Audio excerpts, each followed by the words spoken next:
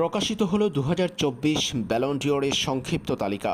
সংক্ষিপ্ত 30 জনের যে তালিকা প্রকাশ করা হয়েছে সেখানটায় প্রত্যাশিতভাবে জায়গা পেয়েছেন সময়ের অন্যতম সেরা ফুটবলারদের বেশ কয়েকজন। তরুণ উদীয়মান ফুটবলারদের মধ্যে Jude Bellingham, Vinicius Junior, Lautaro Martinez, Nico Williams, Bukayo Saka, Dani Olmo, Lamine Yamal, Kylian Mbappe, Lautaro Martinez, Erling হল্যান্ডরা তো আছেনই। ব্যালন ডিওর জয়ের ক্ষেত্রে বেশ ভালোভাবে এগিয়ে আছে তিনটা নাম: ব্রাজিলের ভিনিসিয়াস জুনিয়র, স্পেনের রড্রি এবং আর্জেন্টিনার লাউতারো মার্টিনেজ।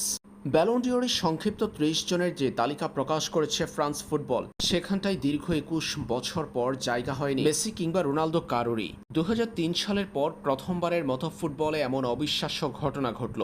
মেসি কিংবা রোনালদো যে কোনো একজন ব্যালন ডিওরের প্রত্যেকটা আসরেই ছিলেন এর আগে। 2003 সালের পর প্রথমবারের মতো এমন অবিশ্বাস্য ঘটনা ঘটেছে ব্যালন ডিওরে। মেসি কিংবা রোনালদো কেউই জায়গা পায়নি এবারের সংক্ষিপ্ত 30 জনের তালিকায়। আন্তর্জাতিক ট্রফির বিবেচনায় স্পেনের রড্রি, আর্জেন্টিনার লাউতারো মার্টিনেজরা ভিনিসিয়াস জুনিয়রের থেকেও এগিয়ে আছেন ব্যালন ডিওর জয়ের জন্য।